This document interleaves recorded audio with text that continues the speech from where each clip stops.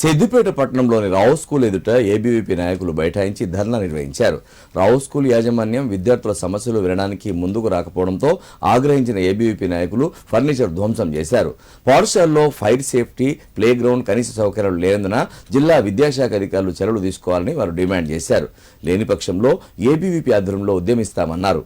ఈ కార్యక్రమంలో ఏబీవీపీ నాయకులు పరశురాం, ఫణీందర్, బన్నీ పాల్గొన్నారు.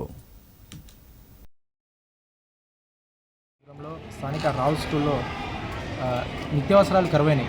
ఈరోజు రావు స్కూల్లో క్లాస్ రూమ్ల పరిస్థితి చూస్తూ ఉంటే ఆ క్లాస్ రూమ్ల కింద 30-50 మంది విద్యార్థులు చదువుకుంటూ ఉన్నారు. కింద ఉన్నటువంటి క్లాస్ రూమ్లో నీట్గా మెయింటైన్ చేస్తున్నారు, కానీ ఆ మీద ఉన్నటువంటి క్లాస్ రూమ్లో చూస్తూ ఉంటే వర్షం పడితే ఆ పెంకులు మీద పడతాయి, వర్షం పడితే ఆ పెంకులు విద్యార్థుల మీద పడితే ఇట్లా ఎద్దు మీద ఎవరు స్పందిస్తారు? అలాగే ఫీజులు వసూలు చేస్తూ ఉంటారు.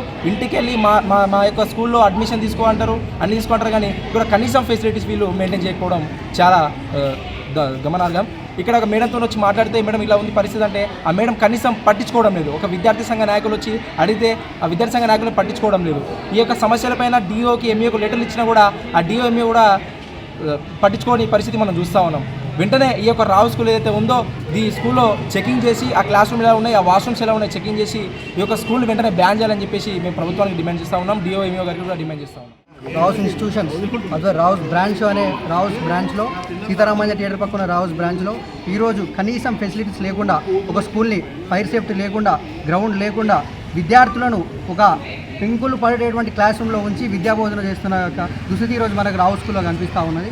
దీనిని పట్టించుకునే నాదుడే లేడు. ఫీజులు వసూలు చేయమంటే మాత్రం ఫీజులు వసూలు చేస్తారు తప్ప దీనికి కనీసం ఫెసిలిటీస్ ఉన్నాయా, ఫైర్ సేఫ్టీ ఉన్నదా అని చూసుకుంటలేరు. ఎన్నిసార్లు డీవీఓకు, ఎంఈఓకు ఎన్ని కంప్లైంట్ ఇచ్చినా కూడా వాళ్ళు ఇలాంటి స్పందన ఇవ్వడం లేదు.